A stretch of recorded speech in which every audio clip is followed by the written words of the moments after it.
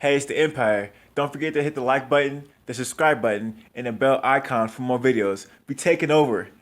Let's go, champ. Hit that like button, hit that subscribe button right now. Let's go.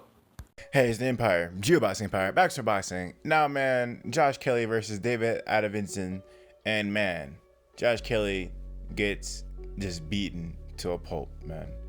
And it's wild stuff, man. If you guys know anything about Josh Kelly, he's supposed to be like a slick fighter coming out the UK. And the thing is, he uses the Philly shell, an African American style. And that's a defensive posture, a defensive stance where you use your shoulder to dodge a straight right. But when you use the Philly shell, you're orthodox, fighting an orthodox fighter.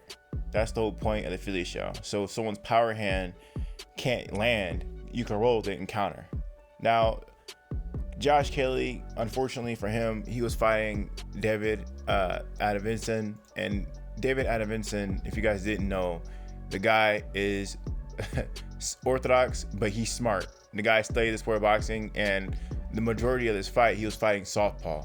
And basically, the Philly shell is useless when you fight a fighter who turns southpaw, because that Philly shell style is meant for a right-handed fighter, not a left-handed fighter, because the pocket of entry to land a straight left is wide open. You can land it consistently.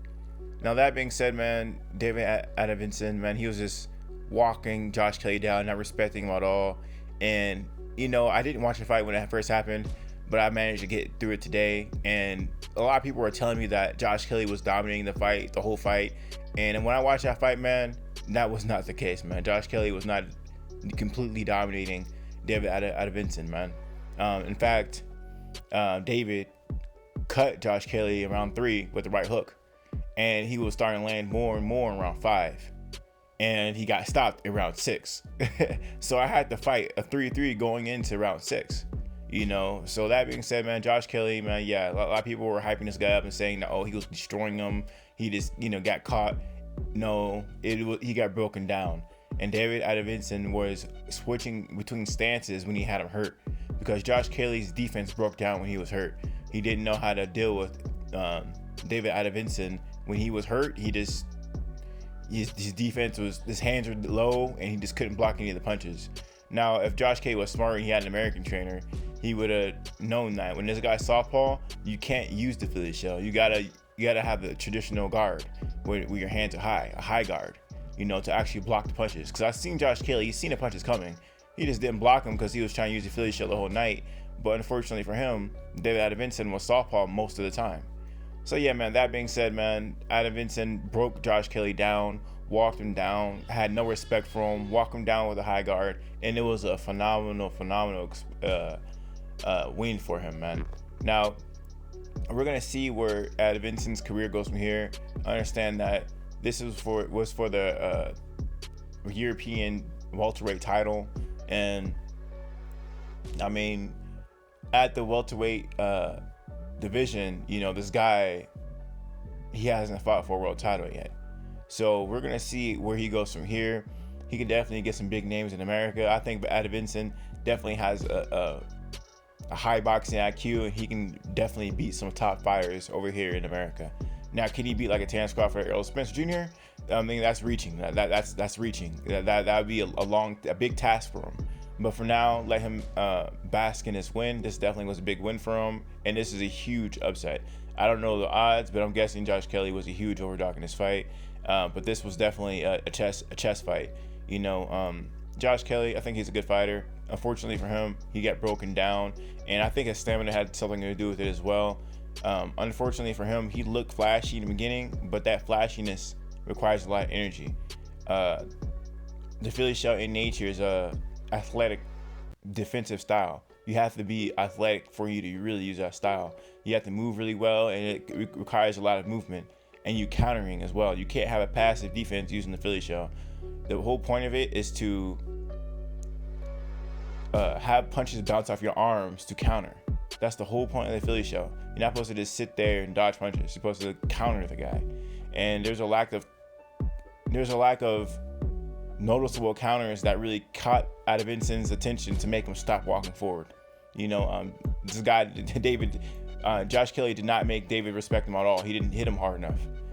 So that being said, yeah, man, there's just a lot of things that Josh Kelly could did better, but unfortunately for him, his trainers did not know what he was doing. They're doing, and he's using the Philly shell against a southpaw who turned southpaw. At that point, his trainer should have told him, get rid of that Philly shell and just put your hands up, man. Put your hands up. So yeah, man, that's how I feel about the fight. I thought it was a really good fight. Can Josh Kelly come back? Yeah, he needs to train with an African American trainer if he's going to use that Philly shell. You can't be training with a guy from Britain. It's not going to work. It's just not going to, at the highest level. No, it's not going to work. You got guys, in America fighting guys from Philly who birthed that style, and they still can't make it to the highest levels and echelons at the welterweight division. Josh Kelly, if he wants to use that style and be the best of the best, he's going to have to come to America to use that style or hire an African American trainer to use that Philly shell. I have never seen a non-black fighter master the Philly shell. That has happened. I'm going to be honest. So yeah, man. That being said, Josh Kelly needs to do what Tyson Fury did and hire Sugar Hill or some African American trainer.